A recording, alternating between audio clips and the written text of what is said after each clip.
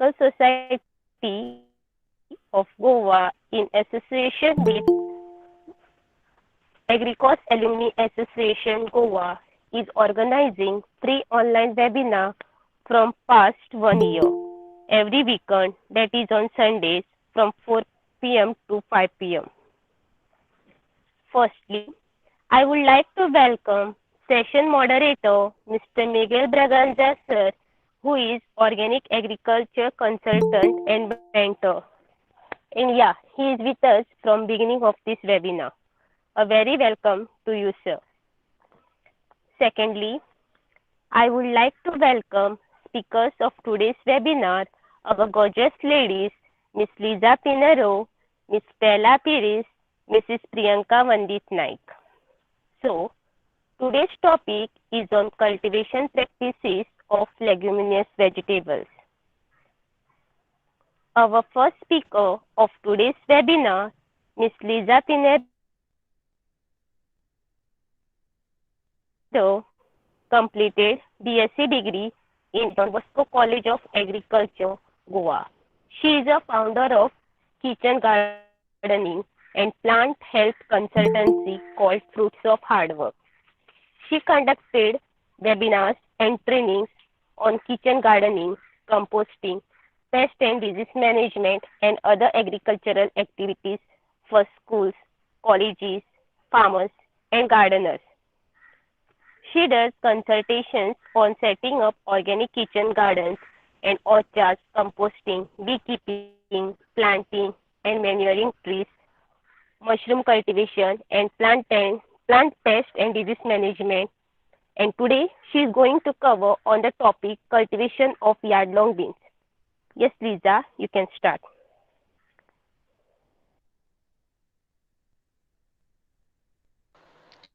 Thank you so much, Shweta, for this lovely introduction.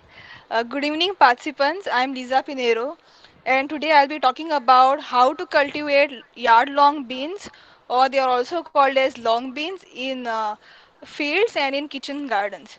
So, yard-long beans also have other names, like they are also known as asparagus beans, or they are also called as snake beans because they are very long. So, why it's named as yard-long? Because yard in centimeters is 90 centimeters, and these beans grow about 70 centimeters to 90 centimeters long, and that's why the name came, yeah, as yard long beans. In Konkani they are called as iril or irwil. So we'll see how it's cultivated.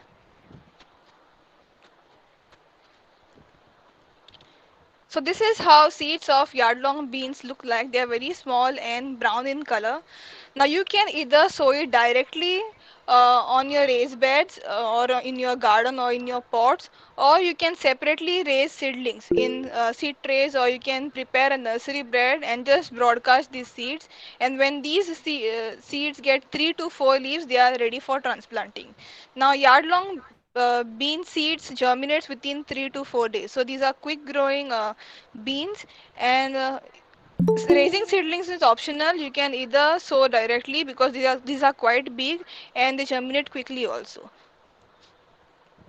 So the most commonly grown hybrid in Goa is Renu variety, which is crisp light green in color and grows about 70 centimeters to 90 centimeters long.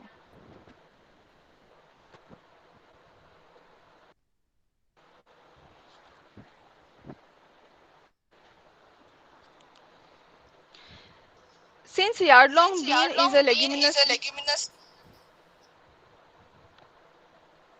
yeah, participants, please keep your microphone off because we are getting some disturbance. Yeah, thank you. So since these are leguminous plants, you need to treat it with rhizobium so that it gets good leafy growth, gets nice color, and you get abundant yield. Now you can do seed treatment with rhizobium. Rhizobium is a good bacteria which promotes good growth in all sorts of lentils and peas.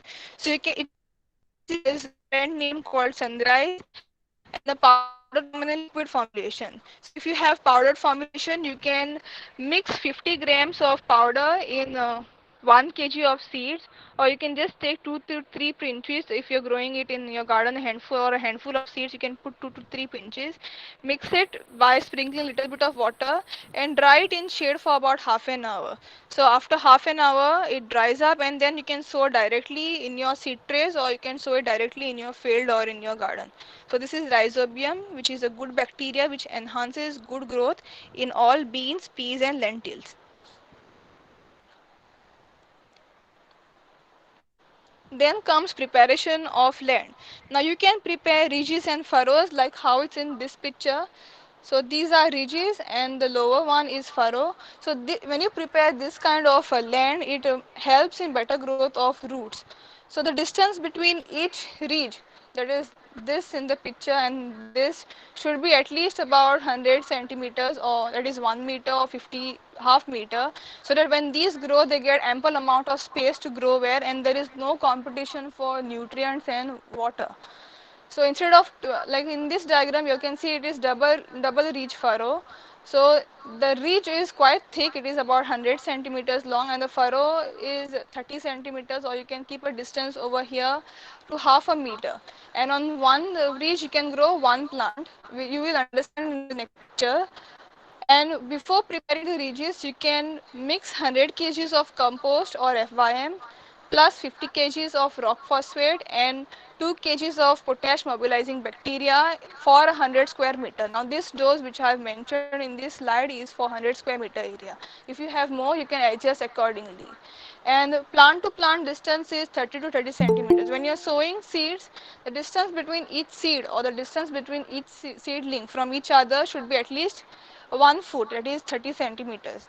So that enhances better growth, and it prevents lot of pests and diseases when they have good amount of space.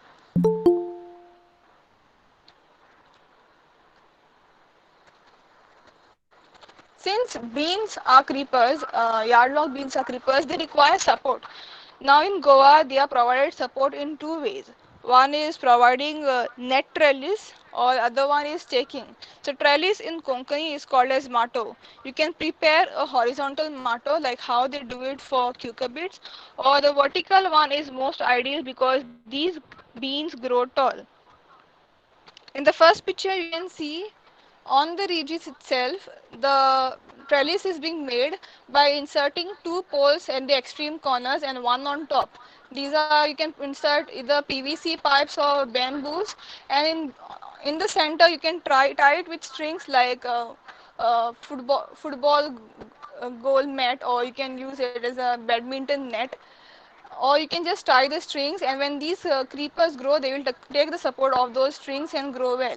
If there is no proper support, the bean creeper will fall off, and there are chances of the pods, when they come in contact with the soil, there are chances of pod rot or any other fungal diseases. Also, when there is no proper support you won't get good yield. So it's important to provide support by preparing trellis this way, and when it grows it's going to cover entirely like how is shown in the second picture, and then you can see the bean pods growing from it later.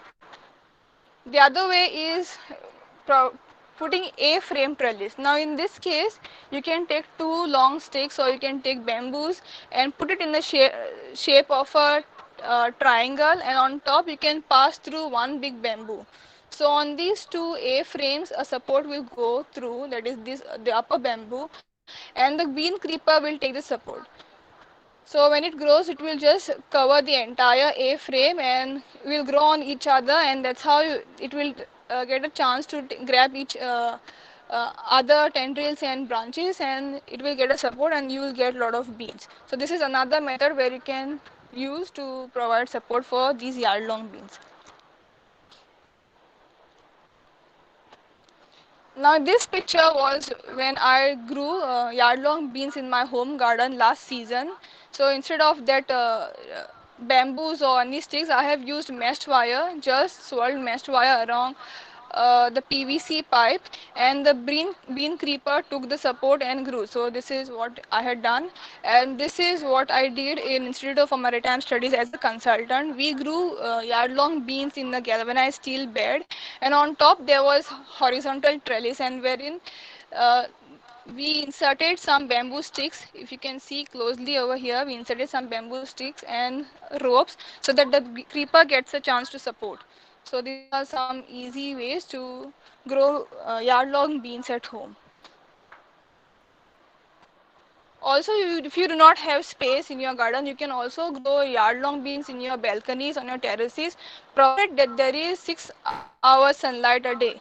If there is no proper sunlight, you will not get the pods, or when the pods form, they'll be usually malformed. So the pods which you get, if there's less sunlight, will be either without the seeds or very tiny and not suitable for marketing or eating. So it's important that when you grow yard long beans at home or on your balconies or on your terraces, it must receive at least 6 hours sunlight a day. And in the pot of a size 12 by 12 inches, you can grow 3 seeds or 4 seeds in each pot. So if you are a family of 2 or 3, you can have 4 pots of yard long beans, wherein each pot has 3 to 4 plants. So these are some examples which I have put, which were grown on terrace. You can see in the pot itself they have put this trellis wherein the creeper will grow over here and will take support like this. And since these are very easy to grow, this is very easy to grow bean. It can be harvested within 2 to 2.5 months to 3 months. So soon after sowing, these time for harvest. If you can feel the seed through the plant, then it is going for maturity, and it doesn't taste well when the seeds are forming. So you can retain those and you can cook the seeds itself when it dries up. So you can have it either in a green at a green stage, or you can just have the seeds like how you are prepare rajma. So it's ready to harvest within 2.5 to 3 months after sowing. Just the pods from the plant, and that's it. So this is from the one plant itself. So this picture is from the Institute of Maritime Studies when I grew a yard long bean. So these you get from one plant these many at a time, and after 3 to 4 months the entire plant dies. So it's an annual plant. It's not perennial. It's an annual.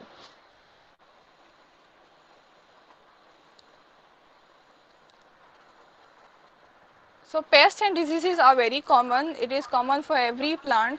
Now beans also have certain pests and diseases which you can control organically. Now we'll go through some very common ones.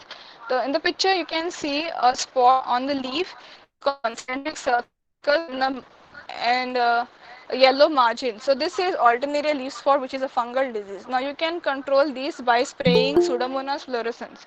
It is available in the brand name called Sparsha. You can dilute 10 ml in a liter of water and spray it on the leaves. Also, it is important to maintain proper spacing. If the seedlings or the plants are grown too close, it generates more humidity and it gets more chances of fungal infections and pest infestations. So spacing is important so that there is proper air circulation and less chances of humidity generation. And when you're watering, you should always water to the roots on the ground and not on the leaves. When you water on the leaves, it generates more humidity, and then again, these different types of fungal diseases will infect your plants. So you can control if this happens by spraying Sparsha, which is a good bacteria, and this bacteria suppresses the growth of all these fungal pathogens. The next one is damping off. Now this is a seed-borne or soil-borne disease which happens when at seedling stage.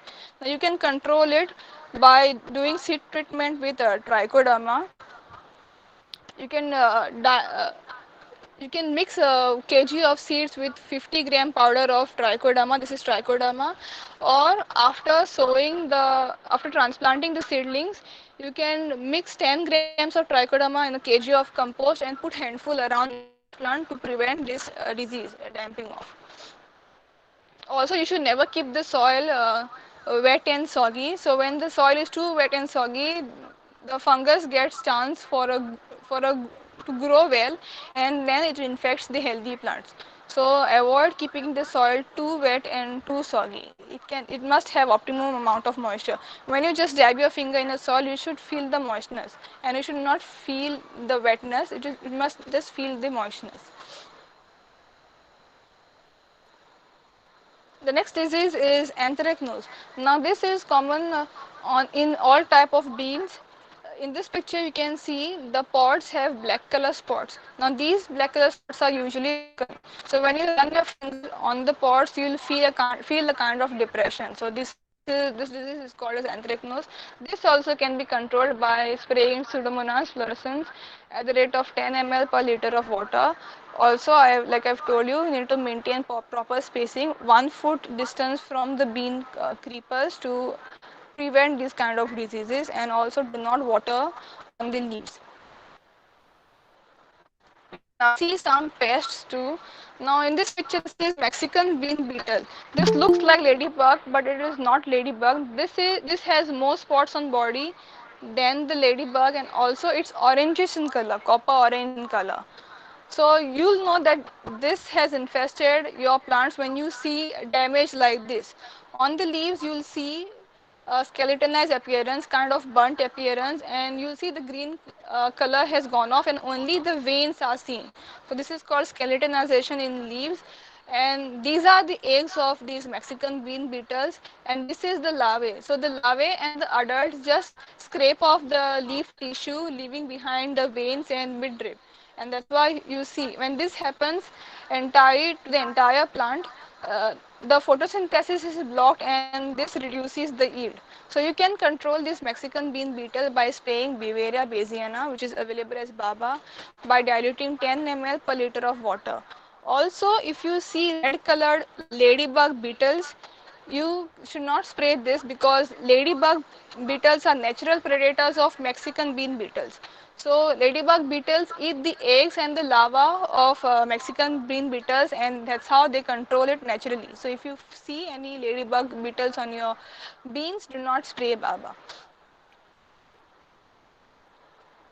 Then the common one is bean aphids. You will see tiny black color insects on the bean pods and on the leaves. Sometimes they also transmit leaf curl virus. So for these aphids, you can spray Beauveria bassiana at the rate of 10 ml per liter of water on the bean pods, and we need to spray it only in the evening because these microbial solutions cannot tolerate too much of heat during daytime. So it's advisable to spray these microbials only in the evening.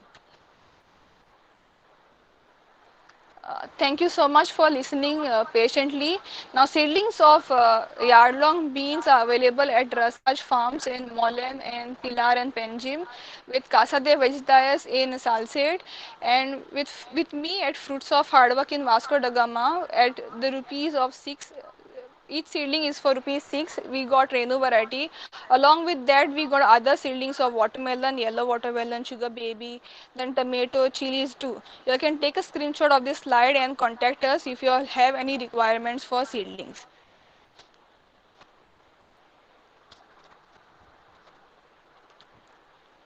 Yeah, thank you, Yeah, Lisa. That thank you was so very, much. yeah. That was very Yeah. informative session. Now we have our second speaker of today's webinar, Ms. Stella Perez, BSc Agriculture graduate from Don Bosco College of Agriculture, Sulcona. She is founder of Casa de Vegetes, where she sells produce directly from farmers to consumers. And now she's going to cover on the topic cultivation of cluster beans. Yes, Stella, you can start.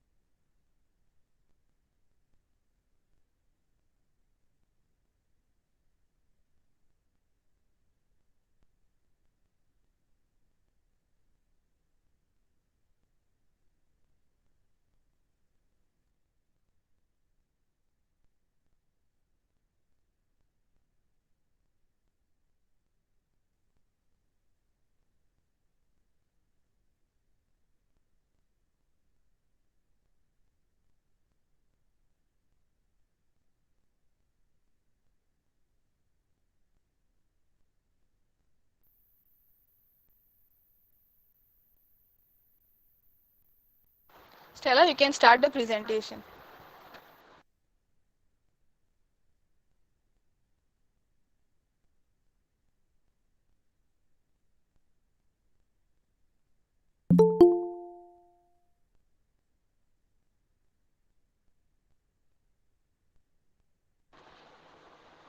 Shweta, I think Stella has a technical issue.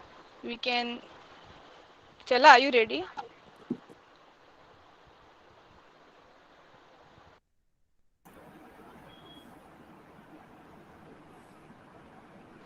Stella will move. Shweta, we can move to the next speaker. Let Priyanka present now. Now we have our third speaker. Second speaker will do her presentation after our last speaker. Our third speaker of today's session, Miss Priyanka Vandit Naik, BSc Agriculture graduate from Don Bosco College of Agriculture, Kona, KTM, Goa, owner of firm Priyanka Gardening Services, and joint manager of Research Goa Farms based at Moisel Moreland. She has been a guest lecturer for different occasions. Apart from that, she has also been teacher of grade 1, teaching horticulture to pre-university students. Soon after graduation, orally presented two research papers at an international conference of Science in November 2019. Anchored a TV series on urban gardening for CCR TV channel, elected as treasurer for Botanical Society of Goa, veteran for organizing plant utsav and conducting an all Goa home garden competition. Conducted agriculture related demonstration in over 40 schools all over Goa. Founding president of the Agricos Alumni Association Goa, and now she is going to cover on the topic cultivation of cowpea. Yes, Priyanka, you can start. Good evening, everyone. Okay, so today I'm going to cover a topic on cowpea cultivation, and we all know how important alsano is. Our Goan breakfast are almost incomplete if you do not have alsano, tonak, and pav like for our breakfast. So alsano is one of the important pulse crop when we consider Goa for their culinary purposes. And I'm going to cover the cultivation and the pest and disease and storage practices for the cultivation of cowpea. Next. So basically, this cowpea has been introduced from Africa, and it has been uh, typically grown in warm season areas or warm season conditions, especially in Goa. When we are looking at, then we are going to grow it in areas where we have at least hot and humid climate. So Goa is very much suitable for cowpea, and you can use cowpea, this pulse crop, in two ways. That is, you can either go for a tender pots for vegetable preparation, the raw vegetable preparation, or you can either dry the beans and use for your curries or any other sweet dish. So when you are looking at the nutritive component of this crop, then it is very much nutritious when you are looking at the protein content and other properties, and also it also acts as a good fodder and green manure crop when you are looking at the sustainable agriculture concept, because this cowpea is a legume crop and it helps us to fix the atmospheric nitrogen in the soil. So when we are going for a cowpea as an intercrop between the coconut cultivation or maybe as a border crop for our rice cultivation, paddy cultivation, then it enhances the nutrient contents in our soil, and that's how it will also increase the structural component. That is, your soil will be much more porous and healthy if you go for a legume crop like cowpea as a border crop or as an intercrop. So that is another advantage when you're looking at cowpea cultivation. Next. So here are the advantages, as I said, it increases the fertility and structure because this is a legume crop and it will enhance the nitrogenous content, that is nitrogen availability in the soil. And the next crop, when we are going for another crop on the same piece of land where we have grown cowpea, the nitrogen availability will be much more, and that will reduce the usage of chemical fertilizer and any other nitrogenous based fertilizer for the next crop which we are going to take on the same land. And then it will also enhance the soil structure. That is, when we are going for another crop, that is, if you are planning for a paddy in the same field where we have grown cowpea this season, then then the harvest also will be much more better compared to the earlier harvest. Then when we are looking at nutritional contents, then in 100 gram of tender pods, we'll have 4.3 grams of protein, 2% of fiber, then 8 gram of carbohydrates, and that's how you can see there is so much of vitamins and minerals which are present in this cowpea, and it is so much nutritious also. That's how it is almost once a week. Goans like to consume this cowpea tonak for their breakfast. Next. So what is the soil and the climate requirement for cowpea cultivation is we need to have medium and heavy soils. Medium to heavy soils is basically you should have more of a soil which is towards lateritic type. That is, it shouldn't be too much of sandy or too much of clay. So it has to be medium to heavy soil. Land preparation has to be done the first week of November. So you can start in the first week of November. That is, from first week of November you can start tilling your land and starting so that it gets exposed to sun, and all the soil-borne diseases or pests which are present in the soil gets killed by the heat of the sun. So if we are going for land preparation prior 1 week of sowing, that has to keep away the soil-borne pests and diseases. And when you're looking at growing season, then we can grow cowpea in 2 seasons, that is in Kharif and in Rabi. If you are planning for Kharif, next slide, then we can look for the early from 15th of July to onwards, and for Rabi season you can start sowing from 15th of November to 15th of December. So these are the 2 seasons when we are looking at the sowing. And Goan climatic situation is very much acceptable when you are looking for cowpea cultivation for a larger production. There are different varieties that are available. These are Arka Garima, Kashi Kanchan. These are some of the ICR released varieties. Next.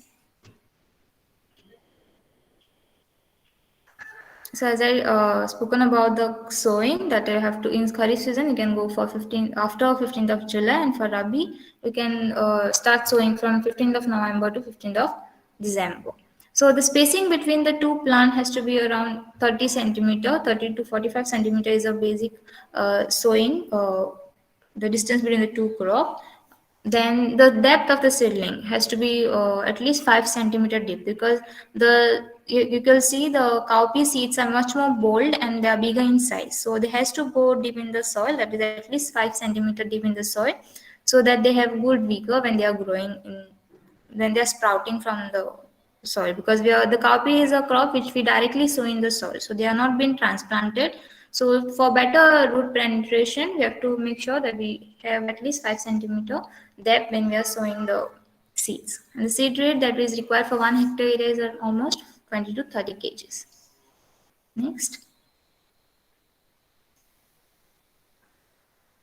So another aspect you can look for seed treatment. Now what is seed treatment is basically for cowpea, we can go for seed treatment with trichoderma or with rhizobium. Basically, because the cowpea is a legume crop, we can go for a seed treatment with rhizobium, that is 10 gram per kg of seed. So basically you have to use this rhizobium, this good fungus culture, to coat the seed with this fungus. So what you can do is you can collect the seed requirements, whatever seeds you require, in a plastic container. Just wet them, sprinkle some water onto the seeds, and you can put the spoonful of rhizobium culture. Depending on the quantity of seeds, you can use the rhizobium culture. So that make sure that the entire seeds get coated with the rhizobium, and you have to dry them for 15 to 20 minutes in a shady area, so that they get properly coated with the rhizobium culture. So now why we do seed treatment with rhizobium for cowpea is basically rhizobium is a fungus which helps the legume crop to enhance the nitrogen availability activity from the air. So they'll activate the leg hemoglobin into the legume crop, and they help the plant to take more of nitrogen. So rhizobium treatment helps in intake of nitrogen. And also, if you go if your soil is too much moist, and you see, sometimes we see that the plants are wilting, and there are some diseases occurring when they are in the seedling stage. To avoid those problems, we can go for a trichoderma viridae treatment. So if you are doing for a rhizobium treatment for a seed treatment, then you can use trichoderma in your compost. So you can just treat your 1 kg compost with 10 gram of with a spoonful of trichoderma, and keep for incubation. So after 5 to 10 days of incubation, you can use this compost for your cultivation. Next.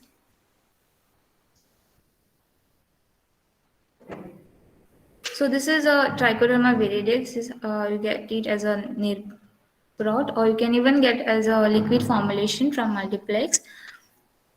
So this is a trichoderma viridae is a fungus which controls the pathogenic fungus in soils, and also controls the seedlings or seeds from getting infested by the soil-borne diseases. So to control soil-borne diseases, we can go for compost treatment. You can either treat the compost with trichoderma viridae and incorporate it in the soil, or either you can go for a seed treatment. That is, you have to coat the seeds with trichoderma viridae, or if it is in liquid formulation, then you can soak the seeds in trichoderma viridae solution for 5 to 10 minutes and then go for sowing. Next.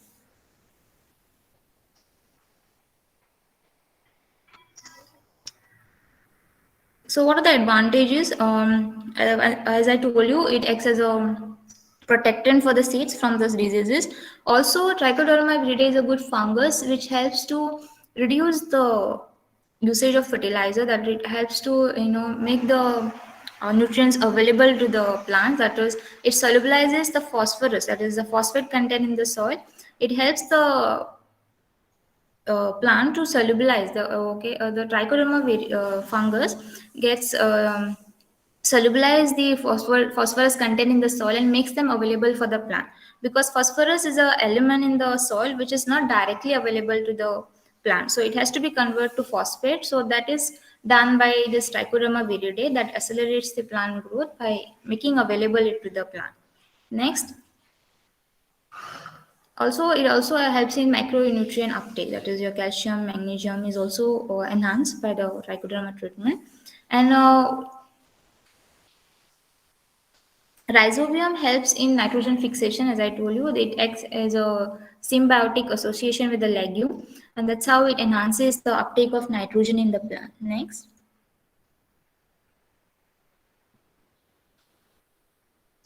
So that's how, if we go for this organic options, then we can reduce the use of chemical-based fertilizers and also the chemical-based pesticides. If we try to act on the root zone, that is, if we try to use these organic substitutes at the beginning of our cultivation practices, so that will reduce your cost also, and also you can grow organically your crops. Next. So these are the various trait names wherein you are going to have your phosphorus, then you can have your rhizobium or trichoderma. Next.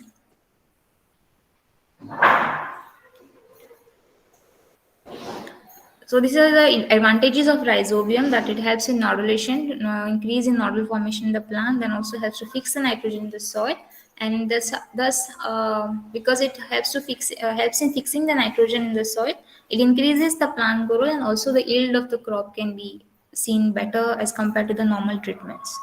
Next.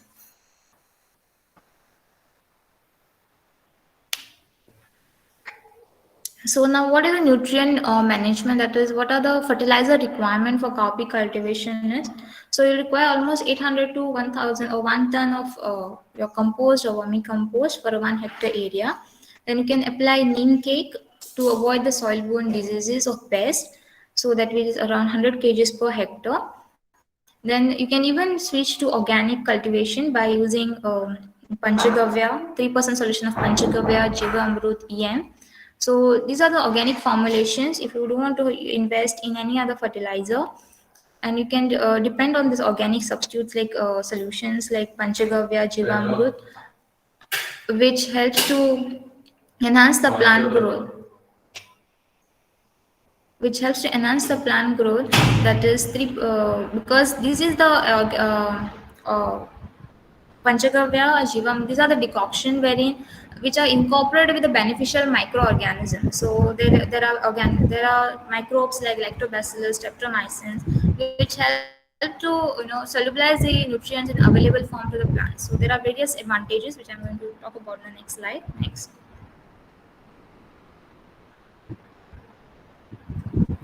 So basically, Panchagavya is prepared from five major constituents of cow, like cow dung, cow urine, cow ghee, uh, cow milk. Then other three substitutes like cow curd, cow ghee.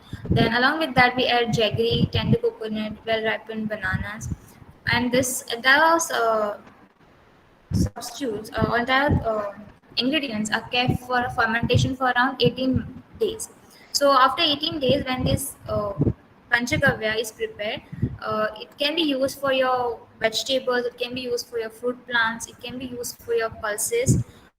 So overall, for entire array of plants, you can use this panchagavya because it acts as a very good soil nourishment, and also it acts as a booster for the plant, because panchagavya not only enhances the plant growth but also it gives a good immune system for the plant, wherein they can be very much healthy and they can resist the disease attack on their plant system. So that's the importance of panchagavya.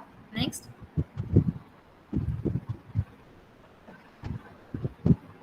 So when you're looking at the vegetable cultivation, the important advantage of Panchagavya, then you can increase your yield by 20% if you're going for a spray of Panchagavya at every 15 to 20 days interval. So you can increase your yield by 20%. In case of pulses also, then you will have we have already made a research paper wherein we have used this Panchagavya and EM as a treatment, and we have seen that we have done this research on mung bean. So it is basically a pulse crop like cowpea. So when we have used panchagavya as a treatment, we have seen that there is increase in leaf area index of the plant.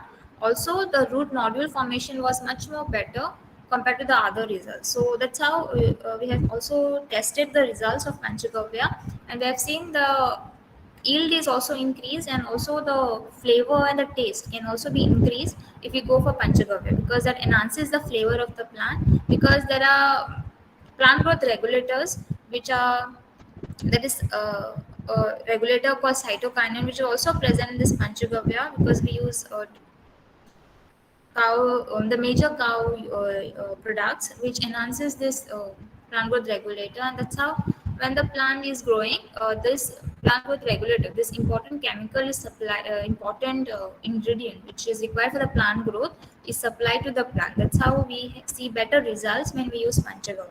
Next. One can even use EM. Now what is EM is? EM is next. EM is effective microorganisms.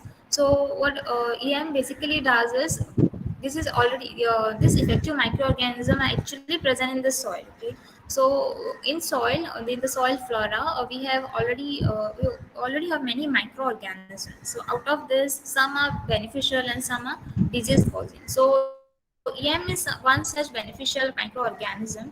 Next, which helps the soil to fight against the disease causing bacteria and other floras and faunas. So if there are any disease causing bacteria which is present in the soil and is going to affect a plant, then we can use with the help of this EM we can get eradicate of the disease causing bacteria also. And also this effective microorganism also act as a very good plant fertilizer, because it also solubilizes many more nutrients in the plant and make them available for the plant growth. So that's how we can also use effective microorganism, the activated EM. You can dilute this EM and at 30 ml per liter of water and use for your soil application or even for a foliar application. That is also beneficial when you're looking at organic cultivation practices. Next.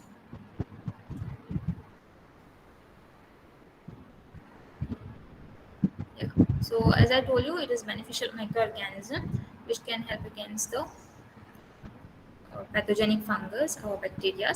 Then we have another organic fertilizer called Jivamrut. This is also useful when you're looking at the organic composition for your plant growth.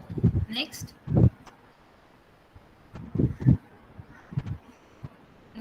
so it also acts like Panchagavya, but Panchagavya gives much more better results compared to Jivamrut. So they also enhances the soil beneficial microorganism and they make the nutrients available to them. So what is the water requirement or the water management for the cowpea cultivation is? It requires light watering to at the time of sowing. So when you're sowing the seeds, you have to make sure that you are going to wet the soil properly. Then after sowing, once it has started germination, then you can move for irrigation at 7 to 8 days interval, depending on the type of soil. If your soil is too much sandy in nature, then you can go for watering it. Go for frequent watering, at least 2 to 3 days. After 2 to 3 days can be done. If your soil is too much clay and it holds water, then you can look for 7 to 8 days interval. Watering at a proper flowering stage and pod formation stage is important because that is the time when the plant is it's too much of the plant is under process, so in pod formation process, so it requires more of water for its development. So that time you have to make sure that at flowering stage and pod formation stage you have enough of water for the plant to grow. Next,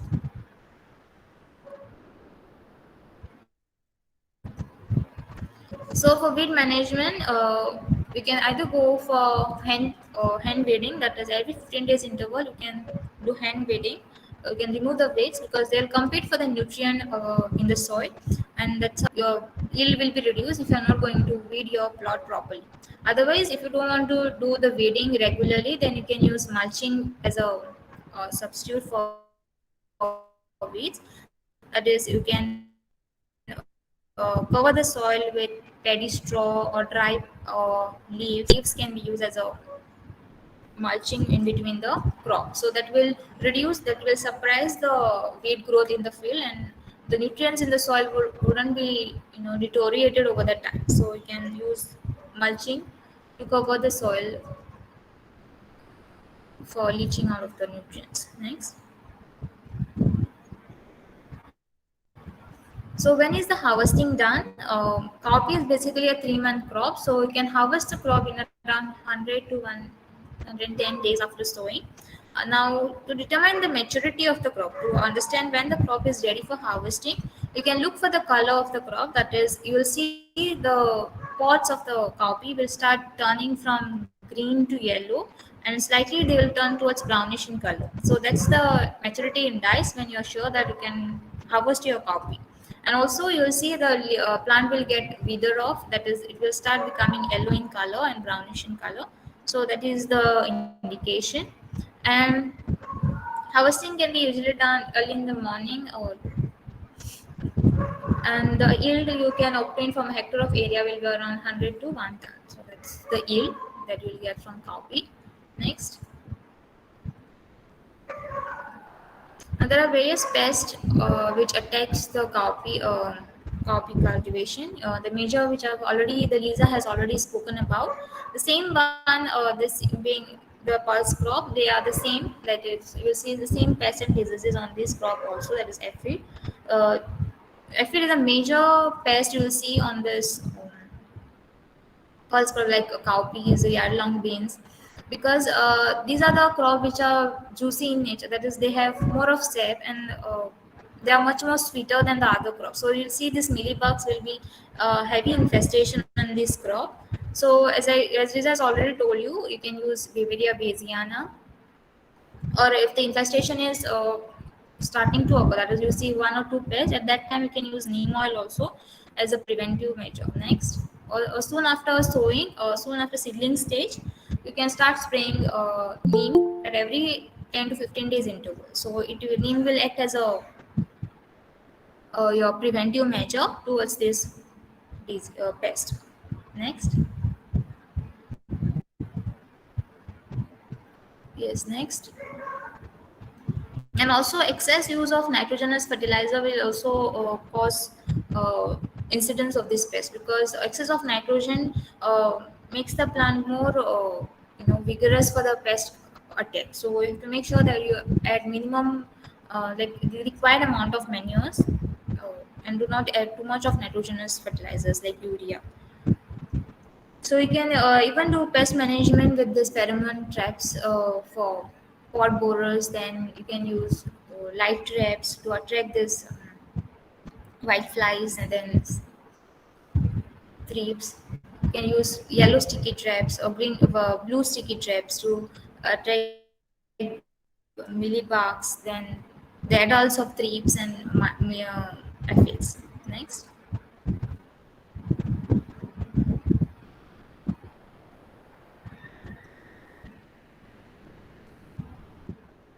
So these are the biological controls, as I told you, Vivaria bassiana for mealybugs, then your caterpillars, bugs. When you see this pest on your crop, you can go for these biologicals like Vivaria bassiana. Is a fungus which goes and attacks the fungal insect body and starts using the insect for their, as their food. So that's how they kill the insect.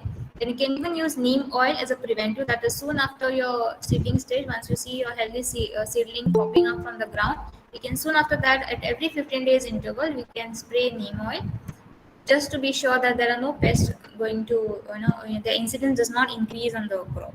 So next.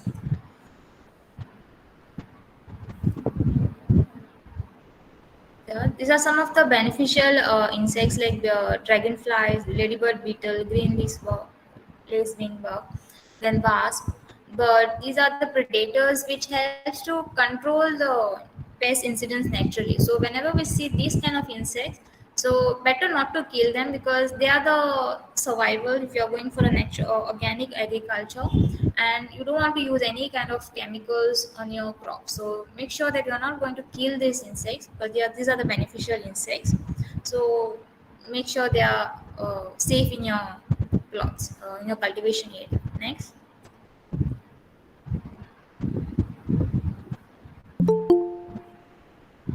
Yeah. Next. These are the examples of the beneficial insects. So next important pest is pod borer. So whenever we have pod borer infestation, we'll see there will be early defoliation of the leaves. Before the pod, when the pods are immature only, you'll see there is withering of the leaves, and there'll be holes which are made for the pod. So when we see there is tiny hole made for the pod, it is basically the pod borer. It goes and the caterpillar of the pod borer will start feeding uh, into the pot by, you see the second picture, the caterpillar puts his head inside the pot and starts eating onto it. So the pot borer usually infests the pot. That's why the name comes from the pot as a pot borer. And for these also we can use Beauveria. Next slide. Beauveria bassiana, the same dose, 10 ml per liter of water, and at every 10 to 15 days interval. And basically this has to be sprayed in the evening time, because this is a fungus which also kills the beneficial insect. So you have to make sure that you are going to spray in the evening time, so that honeybees and all the beneficial insects will not be infested. Another measure you can take is you can insert bird perches. You can keep some bird perches in your farm, so that wherever you have done this cultivation, the bird will come for resting on the site, and they'll see these caterpillars crawling on your crop, and they'll start infesting on them. So that's how you can actually protect your crop. Next. So these are the other pests like leaf miners. Next. So wherever you see there are patterns on the leaf, like white margins or bright color patterns on the leaf, that's the damage of leaf miner. It basically eats the this leaf miner, the caterpillar of this. It's the chlorophyll content of the leaf. That's why you see those patterns on the leaf. Next. So management is the same, that you can use blue sticky trap and also neem oil, and Beauveria bassiana also works for this pest control. Next.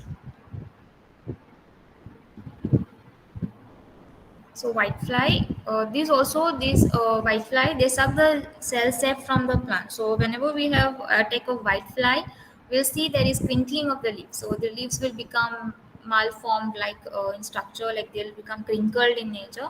Then the other whitefly, they suck the cell sap from underneath of the leaf, and we'll see crinkling of the leaf. And also they transmit the virus, that is yellow mosaic virus in the plant. So we'll see there is the veins of the plant become yellow in color. There is discoloration of the leaf, and the leaf will deform. The leaf will be deformed, and also there will be discoloration. That is yellowish color tinge will be appear. Next, yeah, yeah. Next, you can use a light trap, yellow sticky trap. Then there is also blister beetle which attacks the crop. So this also vigorously feeds on the pod. So these blister beetle, they also feed on the pod. So for this, as I already told you, you can use Vividia baesiana for this flies, bugs, and beetles. Next, yeah, next. So there are different diseases that also occur in the pulse crop, like cowpea, like fusarium wilt. This is basically uh, you can see the root of the plant is affected, and it's you see sometimes we see the entire plant is very much healthy, and suddenly it just drops down. So it is because of the fungus which called fusarium wilt, which has attacked the root zone of the plant. The root will automatically get start rotting, and you'll see the plant is collapsing all of a sudden. So it is because of the fusarium wilt. Next. So you can control this with trichoderma by incorporating it with the compost in the soil. So that helps to get eradicating the pathogenic fungus in the soil. Next, you can even use Pseudomonas fluorescens to control this fungus which are pathogenic in nature. Next.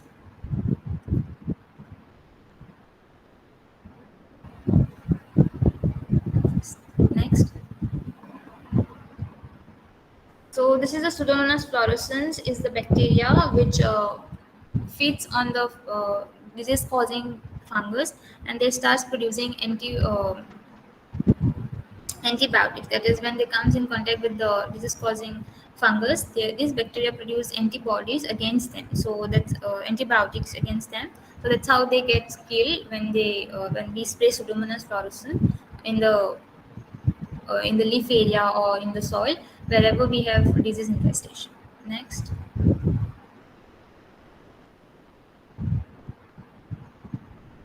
Yeah, that's how you can see how trichoderma is cultured on a petri plate, and how it is over taking the fusarium oxysporum. So there is one plate which is infested with the petri plate is infested with fusarium oxysporum, and you can see the green color patches. Okay, the white fungus is a fusarium oxysporum, and where we have put it this green color spores. These are the trichoderma which has overtaken the fusarium oxysporum. So that's how it starts multiplying in the soil also, and it kills the disease causing fungus. Next.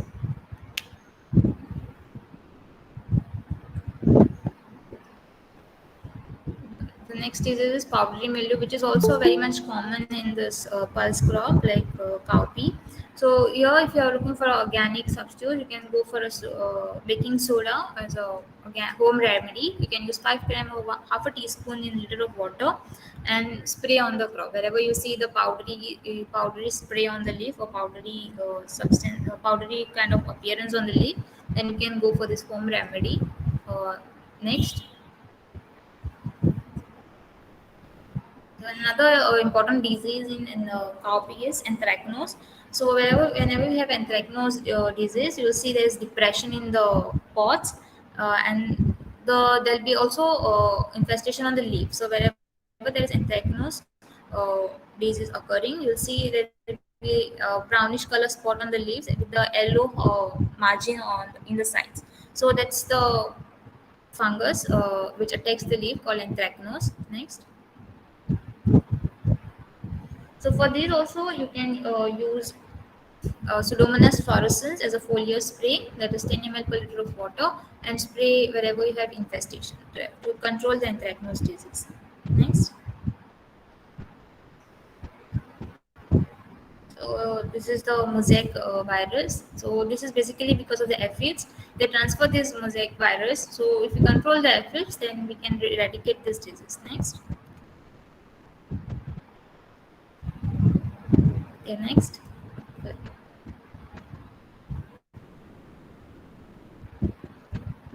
And now the post-harvest technology. So soon after harvesting, what we need to do with the cowpea is we need to make sure that we are going to sun dry it until we have at least 10 to 12% moisture.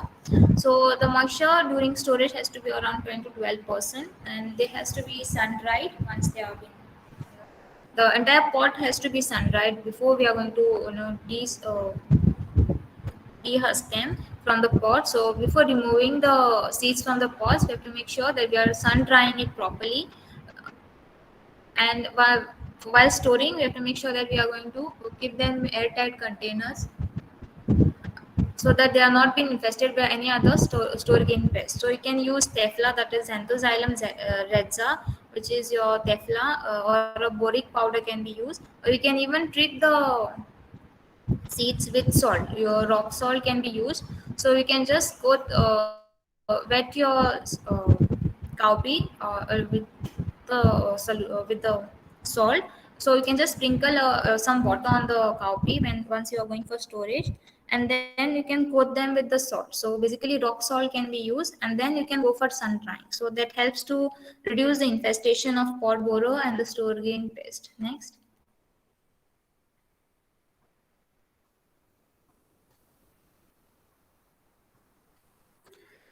So basically, when you are looking at the store gain pest, there are various pests which infest the grains. Even if you have harvested them healthy and the entire crop was very much healthy, the infestation and the loss can even occur during storage. So there are many store gain pests like you see lesser grain borer, then red flower borer. So these borers and weevils basically they go and bore into the seed. So these can be controlled by using botanicals like Tefla.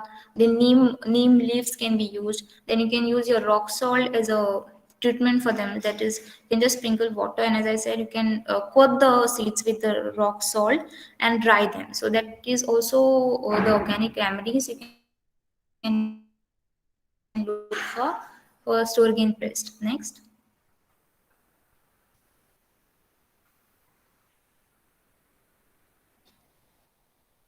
So these are some of the like pulse beetle, how it is laying eggs.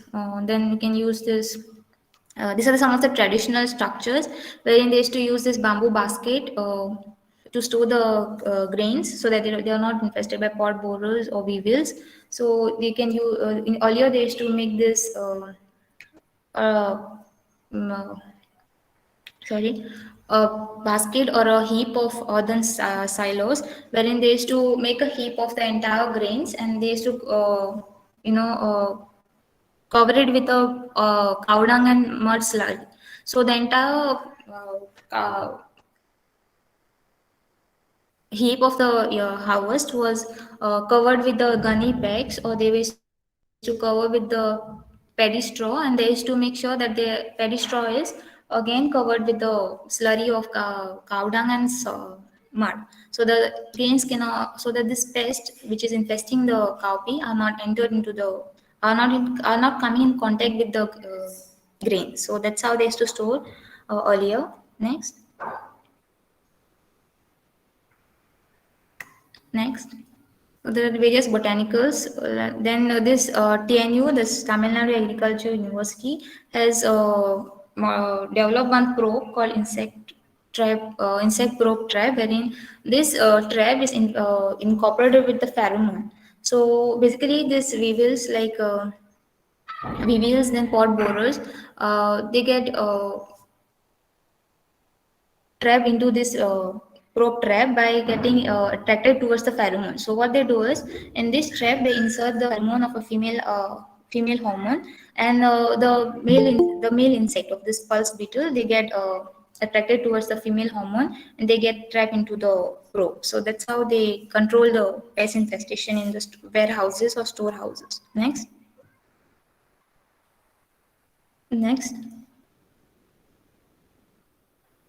Yeah, this is the same technology wherein they use traps, wherein they attract the insect towards the light. So the insects are, the warehouses have been fitted with this UV light traps, wherein these insects get attracted towards the light and they get trapped into the this UV light trap. Next.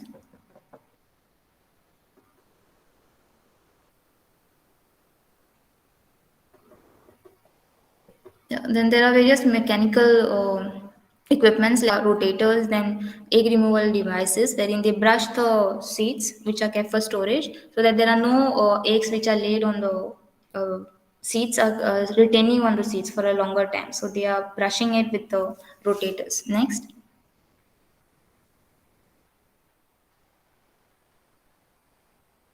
Yeah, these act as the same probe, insect probe trap.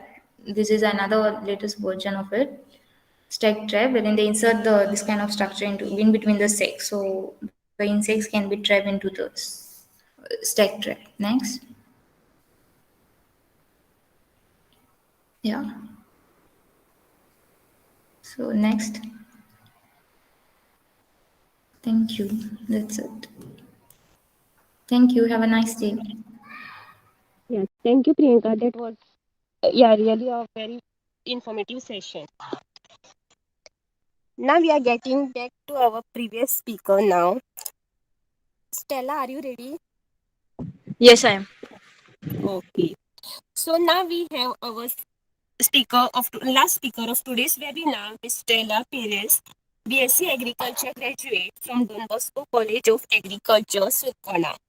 She is founder of Casa de Vegetables, where she sells produce directly from farmers to consumers. And now she is going to cover on the topic cultivation of cluster beans. Yes, Stella. Good evening, everyone. My topic for today is of cluster beans. So, cluster beans is one crop which is almost found in every Goan houses, and most of the kitchen gardeners and as well as farmers, everyone prefers growing cluster beans. As you all know, it grows very fast and gives good yield also.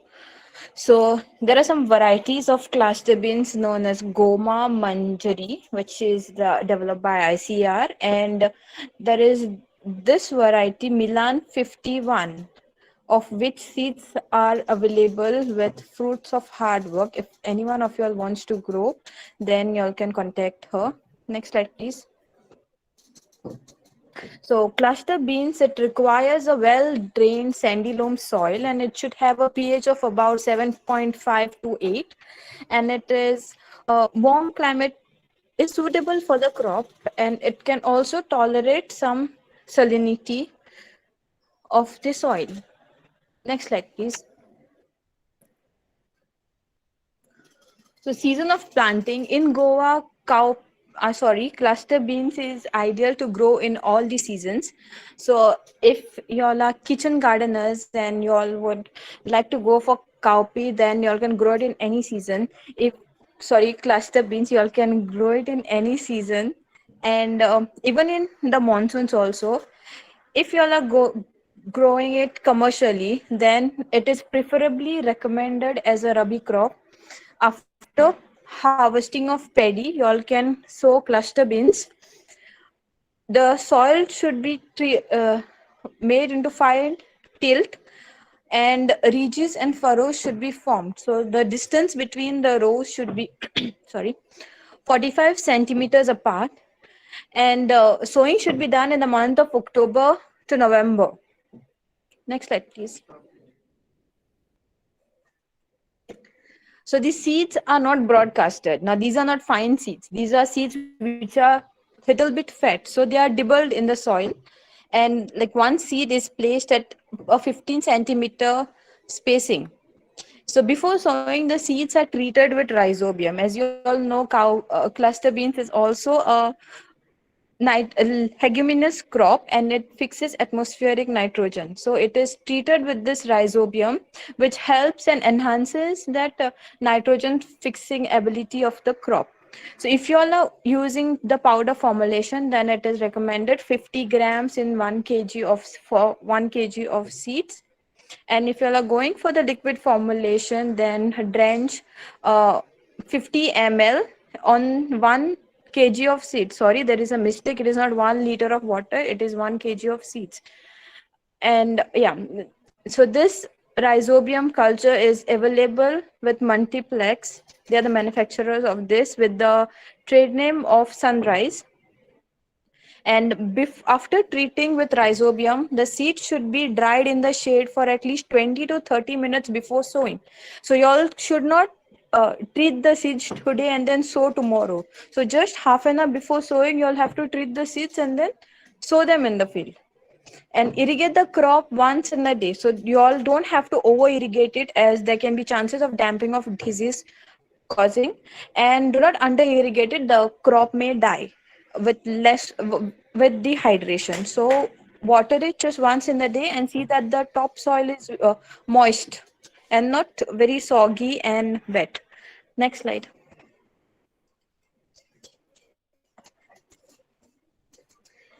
Application of manures. So 25 kgs of rock phosphate is applied for a 100 square meter area.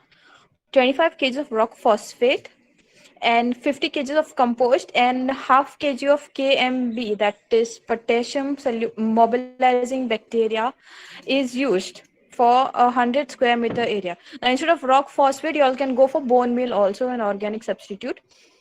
So as you all know, this plant does not have a very strong stem, and it grows very tall, and it tends to fall down, like it droops down with that weight of the beans. So staking is one important practice that has to be followed in cluster beans so that the plant does not fall. So when the plant attains a half meter height or even less than that, say about 2 weeks old, start staking that plant, so that it does not fall. So you all can do staking with poles or PVC pipes, or even bamboo poles can be used, or some sticks, and tie the plant to the poles. Next slide.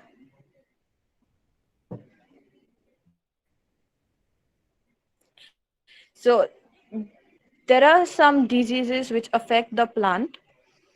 One is the leaf spot disease, and the other one is the powdery mildew.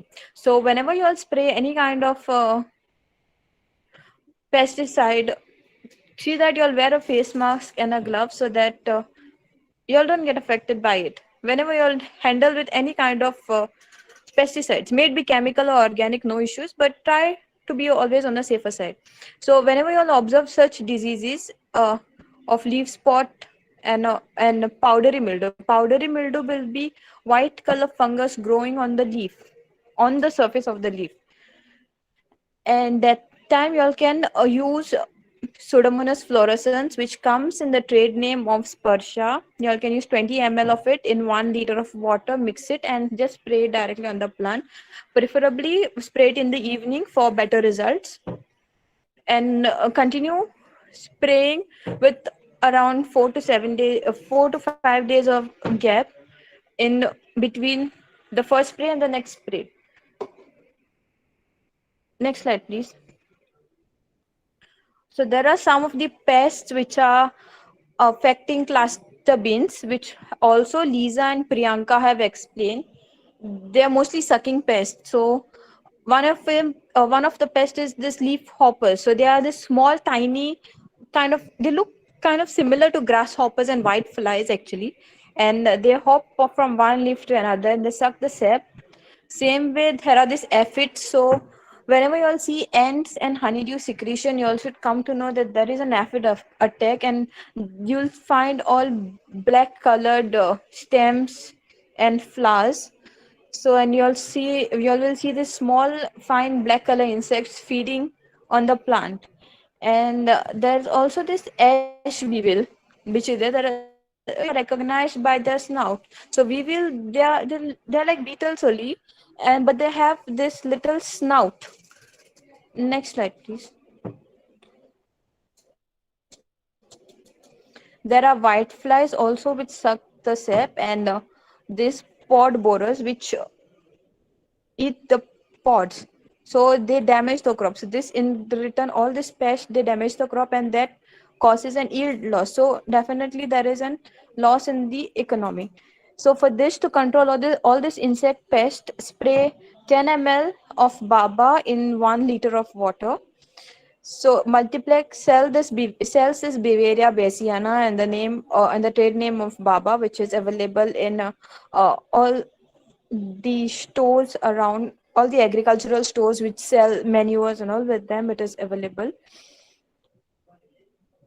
Yes, so in order to protect the plants, we have to take these measures, and this all those Baba, Sparsha, whatever I spoke about are all organic, and they do not cause a residue in the soil, so they are very much safe to use. The crop, it gets ready in about 3 months after sowing. So after you sow the crop, within 3 months you will get the yield. So then within few weeks you will get the next yield. So it is, you all know that this crop, the beans, they keep growing, and there is never a shortage of yield for it. So if you all manure it well, if you all take good care of the plant, then definitely it is going to produce a very good yield for you all. Next slide, please. Yes, so if you all need a panchagavya and vermicompost or any kind of biofertilizers, it is available with Rasraj Farm. If you all need bulk orders, you all can contact them. You all can take a screenshot of this slide and you all can contact them if you all need bulk orders also, or even in less quantity. And also they have seedlings which are available, which are ready and which are available for sale with me at Casa de Vegetais, and with Lisa Pinero at Fruits of Hard Work in Vasco. So anyone residing in and around Mormugao Taluka can definitely contact Lisa Pinero for the seedlings. We have chili seedlings, there are cabbage, cauliflower, and watermelon seedlings which are come. There are this yellow watermelon seedlings also which we have. Yes. So y'all can take a screenshot of this also. She also does garden consultation. So if you all want to set up kitchen gardens or any ornamental gardens, you all can definitely contact us. You all can take a screenshot of all the three